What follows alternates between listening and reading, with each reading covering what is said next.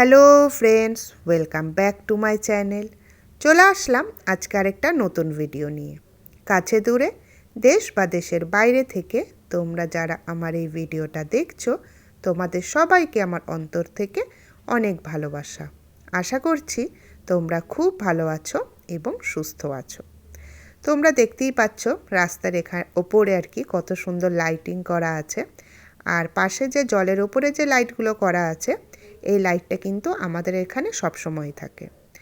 আর দেখতেই পাচ্ছ কত সুন্দর করে সাজানো হয়েছে। আমাদের বাড়ির পাশেই কিন্তু একটা অনুষ্ঠান হচ্ছে, আর সেটা হচ্ছে কাঞ্চন উৎসব। তো কাঞ্চন উৎসবেই যাচ্ছি, আর অনেকটা জায়গা মানে রাস্তা জুড়ে আর কি এরকম সুন্দর করে লাইটিং করা হয়েছে। আর তোমরা যে গেটটা দেখতে পাচ্ছ, এই গেটটাও কিন্তু দেখো নাম হচ্ছে কাঞ্চন গেট। সারা বছরই কিন্তু এই গেটটাতে এরকমই লাইট থাকে। আর দূর থেকে দেখো কত সুন্দর লাগছে লাইটগুলো দেখতে। আমার তো ভীষণ ভালো লাগে যখন এইরকম লাইট জ্বলে। আর দুপাশে যে লাইটগুলো দেখতে পাচ্ছ, এই লাইটগুলো কিন্তু সারা বছরই থাকে। তোমাদেরকে তো বললামই যে আমাদের এই এলাকাটা কিন্তু খুবই সুন্দর দেখতে। তবে অবশ্যই তোমাদেরকে পরে আরেকবার যখন এই উৎসব শেষ হয়ে যাবে তখন তোমাদেরকে দেখাবো। চারপাশে খুব সুন্দর লাইট দেওয়া থাকে। তো এই উৎসবটা চলছে অনেক দিন ধরেই। আর অনেক দিন ধরে আসবো ভাবছি তোমাদের সাথে শেয়ার করব, কিন্তু শেয়ার করা হচ্ছিল না। তার কারণ হচ্ছে বিভিন্ন কারণে আসা হচ্ছিল না। আর এই প্রোগ্রামটা হচ্ছে মানে মেলা হয়, আর তার সাথে যেরকম সাংস্কৃতিক অনুষ্ঠান হয় সেরকম। আর তার সাথে হচ্ছে বড় বড় সেলিব্রিটিরা এই অনুষ্ঠানে আসে। যেমন আজকে আমি যাচ্ছি, আজকে আসবে হচ্ছে হংসরাজ রঘুবংশী। তোমরা নিশ্চয়ই অনেকেই চেনো। আর এই মেলাটা হয় হচ্ছে আমাদের যে কাঞ্চননগরে আছে মন্দির কঙ্কাল কালীবাড়ি, সেই কঙ্কাল কালীবাড়িতে। আর এই হচ্ছে কঙ্কাল কালীবাড়ির গেট। পরে তোমাদের সাথে একদিন আমি অবশ্যই শেয়ার করব কঙ্কাল কালীবাড়ি। তো এই দেখো এসেছি হচ্ছে আমি, আর আমার পেছনে আছে শিলা কাকিমা, তোমাদের সাথে তো পরিচয় করিয়েছিলাম। আর তার পাশে হচ্ছে পল্লবী, আগের ভিডিওতে তোমাদেরকে দেখিয়েছিলাম। আমরা তিনজন এসেছি, আর তার সাথে আছে হচ্ছে শিলা কাকিমার ছেলে, আর আছে আয়ুষ। আর এই যে দেখো চলে এসেছে হংসরাজ রঘুবংশী। তো অনুষ্ঠান চলছে, আর তখন প্রায় ঘড়িতে 9টা বাজছিল। লোক দেখো, বাপরে বাপ, এত লোক যে কি বলবো। আর আমার না একদম ভিড় লোকজন পছন্দ না। তো যাওয়ার পর আমার এত মানে শরীরটা খারাপ লাগছিল যে কি বলবো। আর ওই যে দেখতে পাচ্ছ তোমরা হাত নাড়াচ্ছে, উনি হচ্ছেন হংসরাজ রঘুবংশী। ওই যে শিবতাণ্ডব করে, তোমরা দেখেছো নিশ্চয়ই ইউটিউবে বা বিভিন্ন জায়গায় ওনার নানা রকমের গান দেখেছো বা শুনেছো। ভীষণ ভালো লাগছিল প্রোগ্রামটা। আর দেখো পাশে আছে মন্দির, আর তার পাশে হচ্ছে বৃদ্ধাশ্রম। আর এই যে পুরোটাই তোমাদেরকে একটু ঘুরিয়ে দেখিয়ে নিচ্ছি। দেখো কত লোক, তখন প্রায় 9:45টার মতো বাজছে। তো আমরা সবাই মিলে অনুষ্ঠান শুনছিলাম। এই দেখো, আর এত দূর থেকে আমরা করছি, মানে দেখাই যাচ্ছে না ওনাকে। তখন ওই যে পাশে একটা স্ক্রিন আছে, ওই স্ক্রিনেই আমরা ওনাকে দেখছিলাম। এত দূর থেকে আর ওনাকে খুঁজেই পাওয়া যাচ্ছিল না। তো এই মেলাটা কিন্তু বহু বছর ধরে হচ্ছে, কিন্তু এই দেখো তোমাদেরকে বললাম না স্ক্রিনে দেখছিলাম, এই মেলাটা প্রায় 17 বছর ধরে চলছে। তোমরা অবাক হয়ে যাবে, আমার বাড়ির পাশেই মেলাটা হয়, কিন্তু আমি আসলাম এই প্রথমবার। আর একবার এসছিলাম অনেক বছর আগে, তখন ওই রাত্রেবেলা যে মানে মেলার শেষের দিন যে বাজি পোড়ানো হয়, সেই বাজি পোড়ানোর দিনই এসছিলাম। তো তখন তো মেলা তেমন কিছু ছিল না, অনুষ্ঠানও ছিল না। আর অনুষ্ঠানে আমি এই ফার্স্ট আসলাম। আর এই মেলার থেকে আমাদের বাড়ির দূরত্ব স্কুটিতে যদি যাওয়া হয় মানে কত বলবো, 7 থেকে 8 মিনিটও না। আসলে ওই যে বললাম আমার এত ভালো লাগে না লোকজন।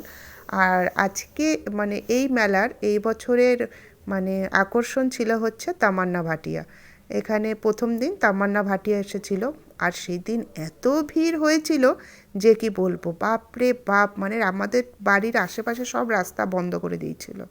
তো আমি পরে ভিডিওতে দেখলাম তামান্না ভাটিয়াকে, খুব সুন্দর লাগছিল ওনাকে দেখতে। আর এই দেখো মেলা ঘুরে ঘুরে তোমাদেরকে দেখাচ্ছি। তবে মেলা থেকে আমি বিশেষ কিচ্ছুই কিনিনি, তার কারণ হচ্ছে আর কত কিনবো, এত মেলা ঘুরছি।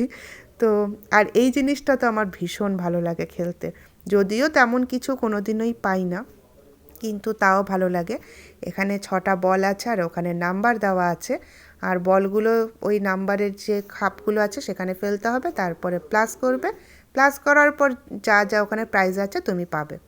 আর এইখানে এই যে আমরা এই ব্রাশটা পেয়েছি, এত কিছু ছিল মানে প্রচুর প্রচুর জিনিস ছিল, কিন্তু পেয়েছি হচ্ছে ব্রাশ। তো চলো কিছু তো পেয়েছি। তারপরে মেলা ঘুরছি, আর এই মেলা ঘুরতে ঘুরতে এই বছর দেখলাম এত কাপের দোকান বসেছে, এই দেখো অনেকগুলো ছিল কাপের দোকান এইরকম। তো কাপের দোকানগুলো দেখে মানে এত কাপ দেখে আমার ছোটোবেলাকার কথা মনে পড়ে গেল।